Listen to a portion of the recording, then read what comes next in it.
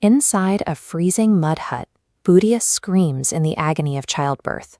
Outside, sitting silently by a dying fire, are her husband and father-in-law. The screams are piercing, but neither man goes inside to comfort her. Madhav, the husband, refuses to move because he is terrified that if he steps into the hut, his father will eat his share of the potatoes they are currently roasting. Gisu and Madhav belong to a marginalized caste, notorious for their laziness. But here, back-breaking agricultural labor rarely yields enough food to survive the week. For these men, work has become a fast track to physical breakdown rather than a path to security. When starvation is a multi-generational reality, the priorities of the human mind shift. The immediate need for calories and heat begins to outweigh the social impulse to comfort a dying family member. By morning, the screams have stopped. Budia and her unborn child are dead, leaving the two men with a corpse in the house and absolutely zero resources to their name. A new problem immediately takes hold. The village's rigid cultural norms dictate that the dead must be respectfully cremated and wrapped in a new kafan, a funeral shroud. To buy one requires cash they do not have. The men are forced into a display of performative grief. They march to the village zamindar, the wealthy landlord, to beg for help.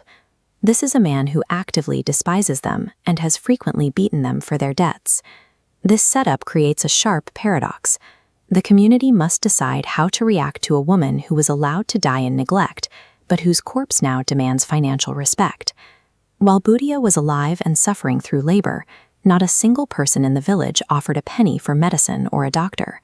Her immense pain carried absolutely no social weight.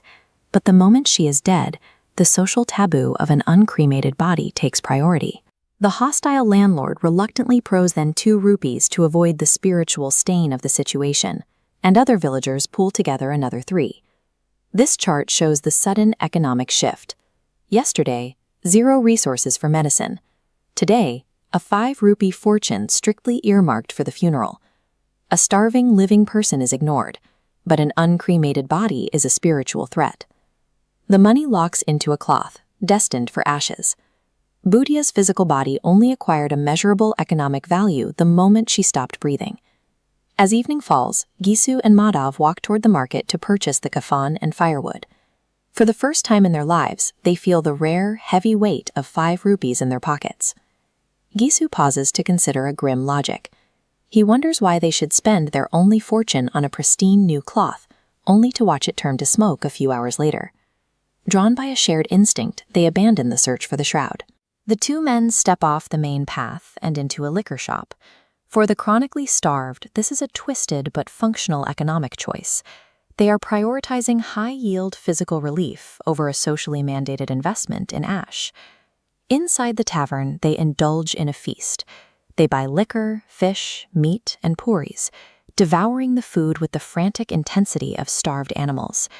The alcohol and heavy food provide a sensation they have never known, the illusion of power, satiation, and abundance. Intoxicated by this feeling, Madhav gathers up their leftover food and hands it to a starving beggar at the door, experiencing the pride of giving for the first time in his life. They joyously bless Budia, genuinely believing she earned them spiritual merit by funding the best meal of their lives through her death. Premchand presents Gisu and Madhav as the grotesque symptoms of an exploitative class system. They are the logical byproduct of a world where labor is unrewarded and empathy is a luxury. The night ends with the 2 men singing and dancing in a drunken stupor before collapsing on the floor. At home, Budia's body remains uncremated and waiting for its shroud. When poverty is relentless enough to starve the body, it eventually starves the soul. Sacred traditions, grief, and familial love become goods that the destitute simply cannot afford to maintain. This leaves us with Premchand's piercing final question. Is the horror found in the 2 men who drank the funeral fund, or in the society that made that stolen fund their only path to a single night of joy?